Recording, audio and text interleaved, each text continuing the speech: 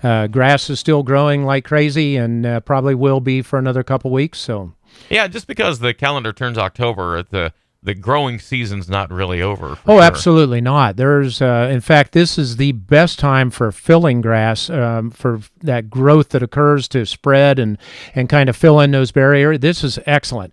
It's getting to the point for seeding wise that you need to think about changing your habits now. Bluegrass, for instance, takes about 3 weeks to germinate, but the perennial ryegrasses only take a week. Mm-hmm. So those type mixes you're fine with. The bluegrass mixes, we're right on the edge, probably being too late. Yeah, you don't want to plant those and then have them get frosted off. Well, what happens is they'll start up, and then they really aren't established before the actual winter, when that occurs in a couple months, sets in, and they lodge out and just don't do well. So you could actually do the old hand way of dormant seeding once we get past this period. I would say in November, mid to late November, you could actually seed at that point, and you really won't see much germination at all this year, but in the spring then it's there ready to go.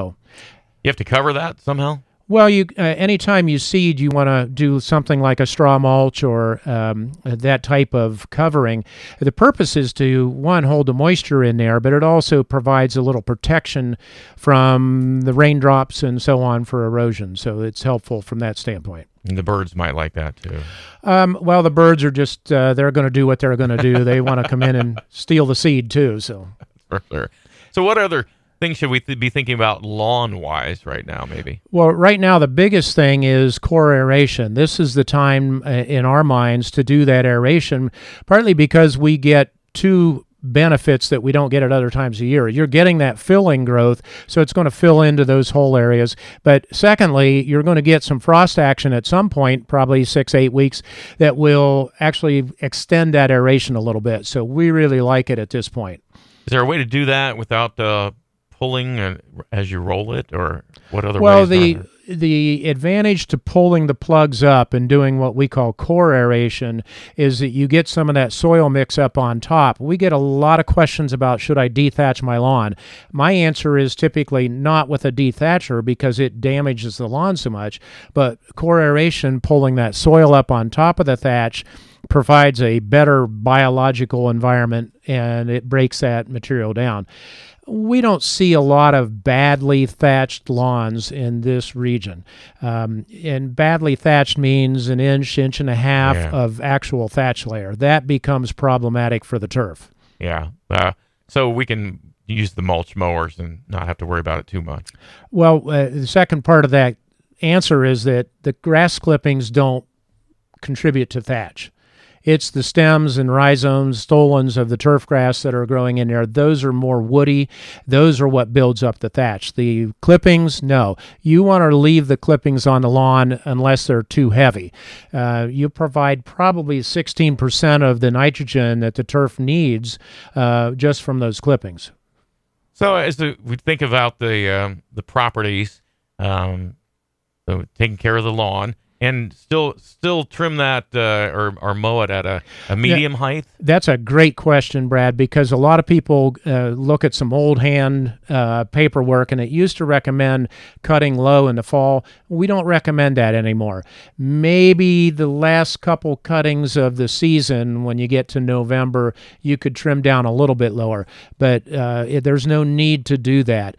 I mentioned the clippings being too heavy. Mm-hmm. You don't want leaves to pile up. You don't want the grass clippings to pile up and smother the lawn. The lawn needs that sunlight and breathing to occur, and so if you're leaving big piles of turf, you need to get that kind of distributed or taken off. So get rid of the leaves. If you can mulch them, could you put a layer on some beds or something? Well, you could actually mulch the leaves right into the lawn. That's what I typically recommend doing. We've got a sugar maple at the office that dumps so many leaves all at once that we almost have to pick those off. They go right into the compost pile. Yeah. I mean, absolutely. Can you mulch your beds with them is your question. And that becomes a little bit more of a complicated answer. If they're dry leaves that can stay in place without getting blown around, not a bad thing to use. If they're leaves that are going to get matted and wet, and every tree is a little bit different from that respect. Some of the small leaves like the birch and the cherries, they can be a little bit problematic from that standpoint. So. What are we looking at as far as flower and maybe hedge and bushes right now? Oh, gosh, all kinds of things. First question we get at this time of the year is what to do with some of the perennials. Yeah. And you don't want to cut them off too early. If they still have green leaves, that means they're still doing their job, and the process of photosynthesis is occurring, and that's important to build the root system at this point in the year. So don't trim them off too early. But once they get browned out, yeah. And there's some of the hosta varieties. That's a great choice because there's so many varieties of hosta. You can't use one answer. There's some that are brown now. Yeah. Trim them off. There's some that are totally green and growing. You better leave them. So. Yeah, that's for sure. I don't know. We talked about the perennial cleanup. What other things should we maybe be preparing for that are going to have to change in the next 3 to 4 weeks?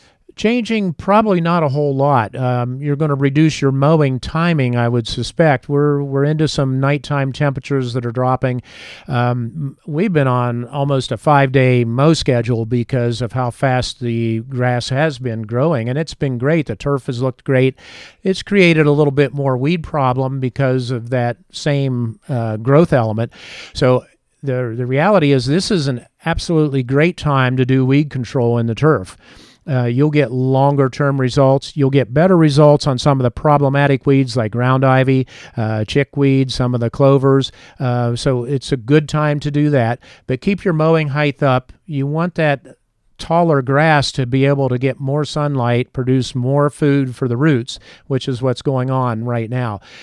Still a lot of time left in the fall and the turf feeding season. We're in what we call our 4th application right now, which is kind of a regular schedule. We won't start the 5th application, which is a dormant, until the grass actually kind of stops that top growth. Yeah. So we're talking in November and on into early December. The turf will take those nutrients and take them down into the root system, and it actually builds the roots over winter.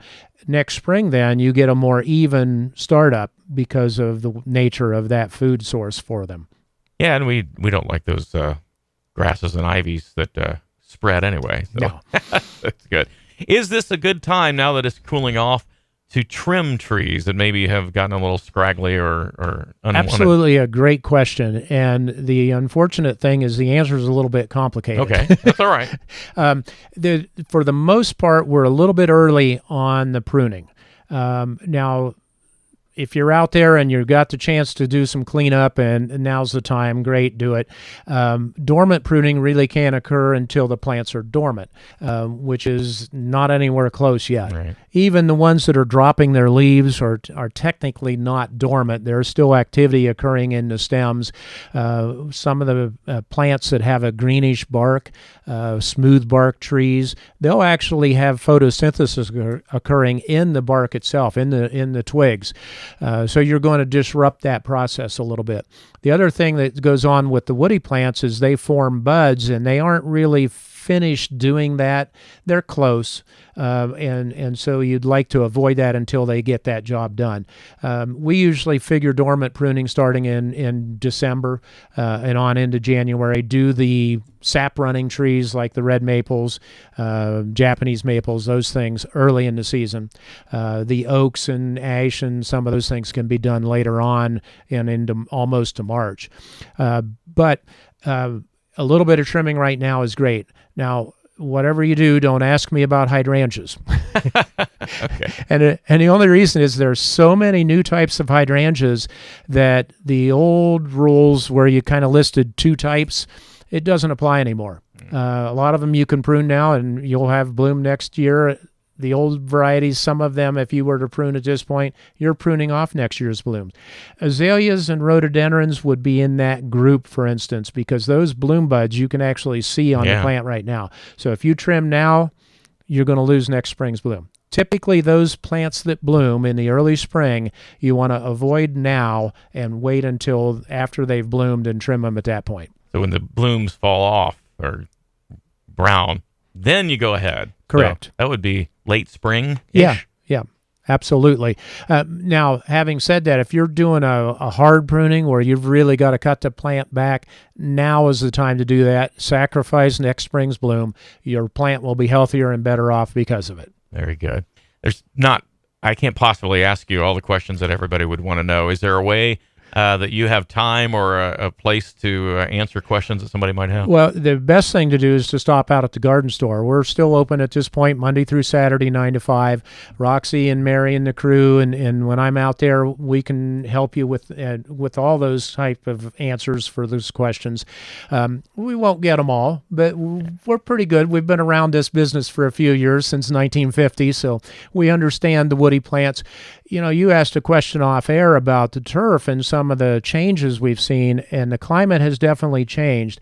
We're seeing a lot of weed grasses in lawns, Poa trivialis, the rough-stalk bluegrass, some of the Poa annua.